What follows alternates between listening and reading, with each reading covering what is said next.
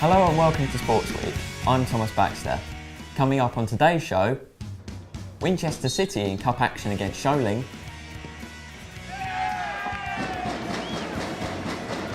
Sam Shear takes on American football,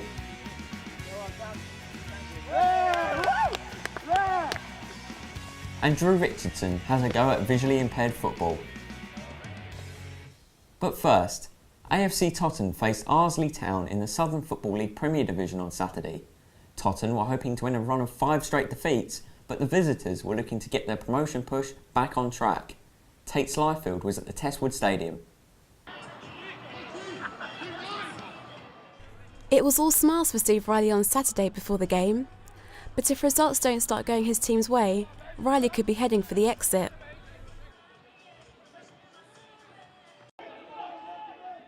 An early Ryan Hill cross was headed wide by Jake McCarthy, and when the RC defence failed to clear the ball, Luke Roberts couldn't take advantage with a header.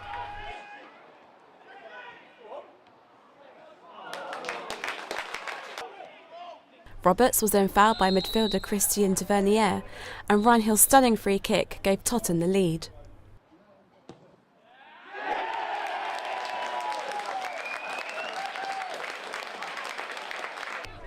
With Arlesey Town looking to equalise, Martel Power went past 2 defenders and goalkeeper Joe McCormack was well beaten.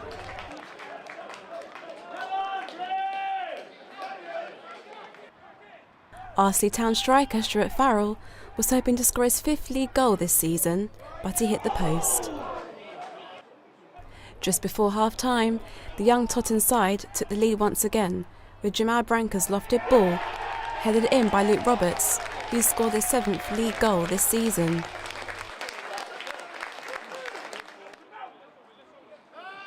In the second half, Roberts was hoping to double his tally for the match, but failed to do so with this effort. Arlesey's Stuart Farrell rifled a shot from the edge of the box to score an equaliser for his team.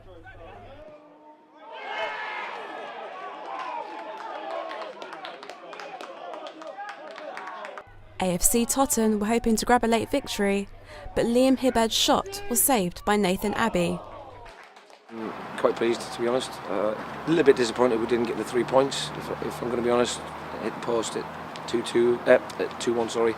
Had a couple of chances at the end there, but I think it was a hard-earned point. There was some good outstanding performances. Worked really hard, and I think we should now kick on and try and give us the confidence that we've lacked of late, and then kick on from here, and hopefully we can start picking up points, because we're in a sort of dangerous area, and you get 2 wins and all of a sudden you're in mid-table and doing well. So it will give us confidence, and we've got to try and take this positive performance into the next few games. New Winchester City manager Neil Hards took charge of the team on Tuesday for the first time since returning to the club after a 7-year absence. The Citizens took on Sholing in the Wessex League Cup, and Charlie Gardner saw the action unfold. Tuesday was the 3rd meeting between Winchester City and Sholing this month, with Sholing winning on both previous occasions. It was Sholing who started the brightest, taking the lead through Nick Watt's early goal after a quick counter-attack. Sholing soon doubled their lead when Watt scored his 2nd goal of the game.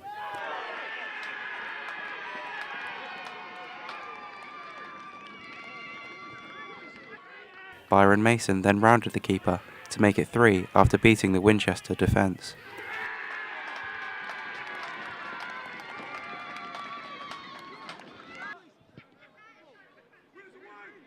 Despite Stuart Kern's initial save, he couldn't prevent Barry Mason making it 4-0 to Sholing.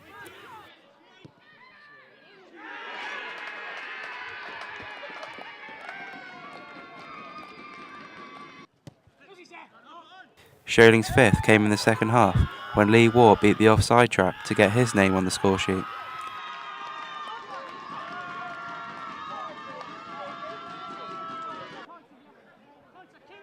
The Winchester players' heads didn't drop, and Chris Mason pulled a goal back.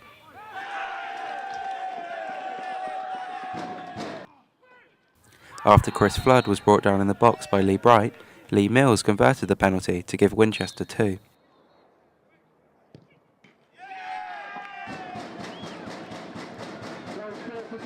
Number 4, Lee Mills.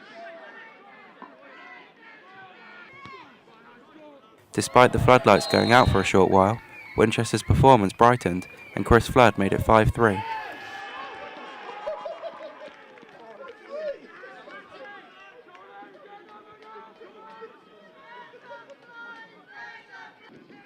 Although Danny King gave his team hope with a late strike, Winchester couldn't find an equaliser and crashed out of the Wessex League Cup. Charlie Gardner, Winchester News Online. With the announcement of another 3 NFL matches to take place at Wembley next year, Sam Sheard went to tackle American football head-on.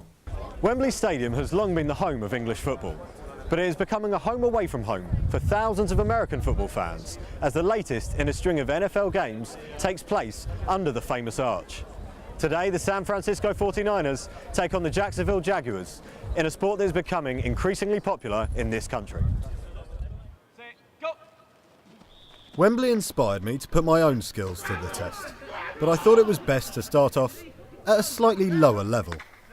So I joined up with the Winchester Silverbacks, Winchester University's brand new American football team. They started me off with some basic running drills to get me up to speed, but it was harder to get to grips once the ball was introduced.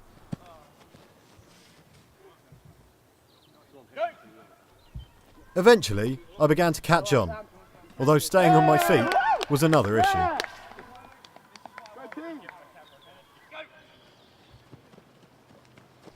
After being put through my paces, I took a breather to find out just how easy it was to get the club started. We had all sorts of challenges at the beginning, like funding. Funding's a big problem for a new team, but we've managed to overcome some of those. It's not a fully functioning team, but it's getting there. The struggles have definitely been worth it. Without a doubt, it's been superb to see some of the smiles on these guys' face, to see the organisation, and not only that, the commitment that these guys give. These lads that are actually here now turn up week in, week out, and have done for the last 5 weeks. The captain also spoke of the current growth that American football is enjoying in the UK. Without a doubt, it's definitely getting bigger. That's not only because other universities are setting up teams, you've also got the increased number of games. Wembley was a complete sellout, so I think that says everything, really. Lead coach David Prothero has more experience than most here, having represented Great Britain, and has been surprised by the interest shown. I was not expecting it to be this kind of level of commitment for a start. I thought it would be a lot smaller, and people seem to be picking it up really well. The bigger we get, the better we'll get, and then the bigger we'll get, and it kind of keeps going like that. The goal is to compete properly for titles in the next 10 years or so. And after a little one-on-one tutoring, the coach gave his thoughts on my debut. You're a first week guy, but picked it up pretty quickly. It was good to see you should come back down. So, it looks like I grabbed my opportunity, and I'm sure many more will follow. Sam Sheard, Winchester News Online. British cycling's success at last year's Olympics has encouraged the Winchester Group to set up their own initiative which aims to get more women fit and healthy. Laura Allen has more. Cycling has become an increasingly popular sport in the UK over recent years. A former primary school teacher quit her job in order to set up her own cycling business. I saw Year 6 kids having fun outside and thought that looks a good thing to teach. So I went and trained as a bikeability instructor, but on that I heard about breeze rides. This is a British cycling initiative doing bike rides for women, which is what today's ride is, encouraging more women into cycling. It's been hugely successful all around the country. But through training to be a ride leader, I just thought, there's people in Winchester I'm sure would love to come out more often, and there's people who aren't so well and need a bit of exercise. So I set up Bespoke Biking as a social enterprise. It's been really fantastic, and each story of everybody who comes on is really inspiring. Participants of the scheme think it's a great idea. I haven't cycled for about 25 years, so I saw Heather's advert about taking people out to build up their confidence, and she did. I gradually got into it that way, and then I started riding with all the women here, and it's a lovely social event. Groups like Heather's might encourage more women to get into cycling and other sports all over the country. Laura Allen, Winchester News Online. And finally, a Winchester-based visually impaired football team will now play at a national level. Drew Richardson went to a training session to have a go at the sport. Hampshire Visually Impaired Football Club has been given £7,000 from Sport England to aid the team's training and provide better equipment. It's going to enable us to afford to hire out a minibus for us to take to training. It's also going to allow us to buy some futsal goals. At the moment we're playing in like five-a-side goals, whereas obviously we can buy the proper size goals, buying things like bibs and cones, all the training equipment we need.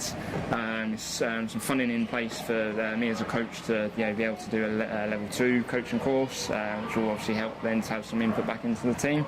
It's really going to help us to sort of evolve, to provide the opportunity for people to play and obviously pay for training as well. The team that trains here in Winchester is one of many being formed due to extra funding. These glasses simulate what it's like to play the sport with tunnel vision, so I came down to River Park Leisure Centre to see if I could join in.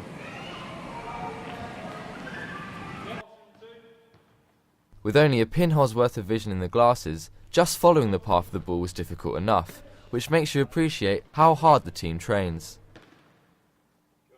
But I soon became confident enough to take shot after shot after shot before eventually scoring. Personally, I've always loved football. It's always been my passion. I played, Sunday league and sort of from my school when I was younger. Then got to the age of about 15, 16. I noticed it becoming very difficult due to my sort of eyesight is a degenerative condition, and therefore it's a lot harder to see the ball and kind of keep up with the fully sighted players. And then obviously the chance came along to play visually impaired football, it's great. I think great to have the opportunity to play on a level playing field with other footballers, really.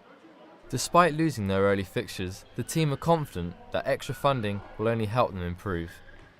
Drew Richardson, Winchester News Online. That's all from this week's Sportsweek, but for more award-winning news in sport, go to winol.co.uk. Goodbye.